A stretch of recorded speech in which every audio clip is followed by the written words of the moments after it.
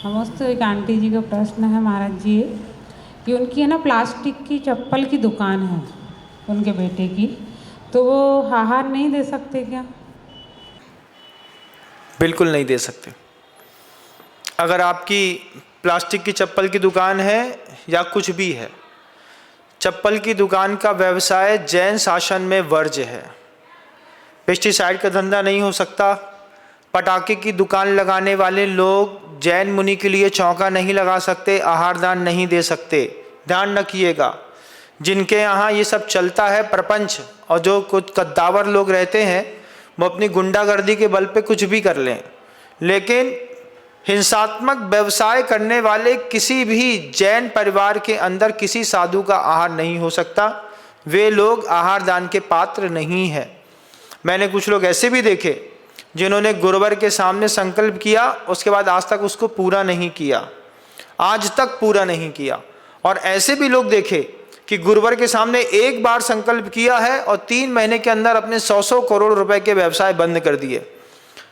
अभी यहाँ पर था इंदौर में एक रावण वाला परिवार था, बाद में मैंने उनका नाम अरहत परिवार रखा। वो रावण का पूरा पुतला बनाते थे।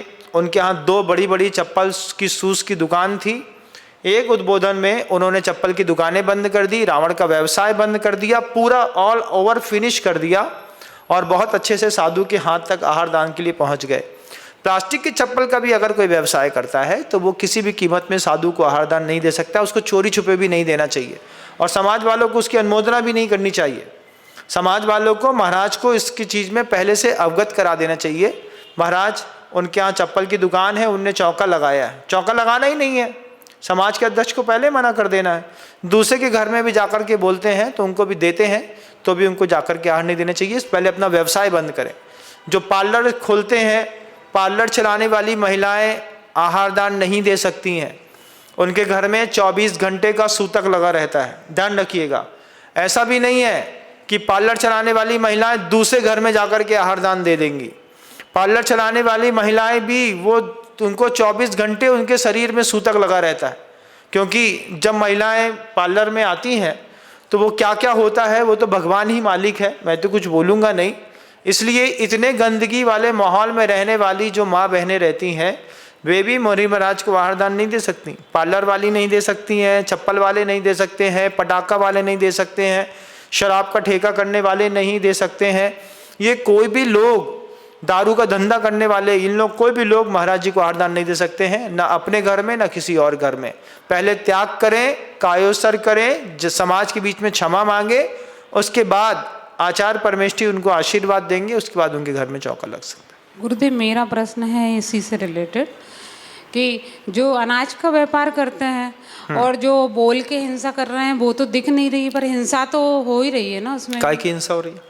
जैसे अनाज के व्यापार में मतलब वो प्रोटेक्ट करने के लिए खराब नहीं हो, उसमें मेडिसिन वगैरह जो यूज करते हैं। बहुत अच्छा, बहुत। उसमें हमारा इंटेंशन क्या है? इंटेंशन ये है कि मतलब जीव मारना कि अनाज की रक्षा करना? अनाज की रक्षा करना। बस हो गया।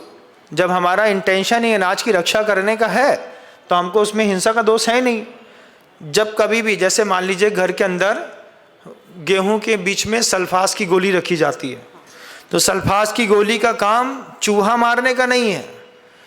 पहले पूरा गेहूं साफ कर लिया, साफ करने के बाद उसको पैक करके उसमें सल्फास की गोली रख दी, तो दूर से ही उसकी गंध से उसके अंदर कोई नहीं आता।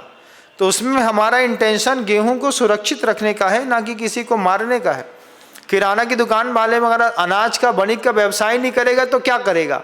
तो कृषि के ऊपर आजीविका, अनाज दाल मोट व्यवसाय, ये तो आगम शासन में माने गए हैं। इसमें जो हिंसा होती है वो आरंभी हिंसा और औद्योगिकी की हिंसा के अंतर्गत आती है। 3 प्रकार की हिंसा का श्रावक का त्याग नहीं है। आरंभी हिंसा का त्याग नहीं है, औद्योगिकी हिंसा का त्याग नहीं है, और विरोधी हिंसा का त्याग नहीं है। श्रावक का संकल्पी हिंसा का त्याग है। पिंजड़ा लगाना बुरा नहीं है, लेकिन आटे की गोली में जहर बांध करके रखना ये महापाप है। ध्यान रखिएगा इस बात को। ऑल आउट लगाना महापाप है। मच्छरदानी लगा करके सोना कोई पाप की बात नहीं है। मच्छरदानी में जीव रक्षा हो रही है तो जीव रक्षा के प्रकल्प इत्यादि का अपन कर सकते हैं, और इन चीज़ों ये लोग कभी भी आहार दान नहीं दे सकते। जो ब्यूटी पार्लर चलाती है वो दान आहार दान नहीं दे सकती। तो गुरुदेव मंदिर में अगर कोई अपना द्रव्य के दान करती है निर्माण में किसी चीज़ में, तो उसको मंदिर कमेटी को लेना चाहिए नहीं लेना चाहिए? मंदिर कमेटी का निर्णय है। समाज अगर आदर्शों पर चल रही है तो मंदिर कमेटी निश्चित रूप से उसको मना कर सकती है, इसमें कोई आपत्ति की बात नहीं है। हाँ, अगर वो धन इत्यादि का भी दान दे रही है तो समाज के अध्यक्ष मंत्री अगर पूरी समाज की मर्यादा व्यवस्थित कर रहे हैं और उनने मना कर दिया है तो आप दान नहीं दे सकते। मैं इसका उदाहरण नागपुर का दिखाता हूँ। नागपुर में 14 दुकानें थी एक साथ शराब की। 3.5 करोड़ रुपए दे रहे थे वो मंदिर के निर्माण के लिए। आचार्य भगवत ने मना कर दिया, बोले आपका दान लूँगा नहीं, पहले दुकानें बंद होंगी उसके बाद प्रायश्चित होगा फिर बात करेंगे। और 1.5 साल के अंदर उन्होंने 14 की 14 दुकानें बंद करी। उसके बाद प्रायश्चित लिया, कायोत्सर्ग किया। उसके बाद आचार्य ने 3 करोड़ रुपए लेकर के मंदिर निर्माण में उनका लिया।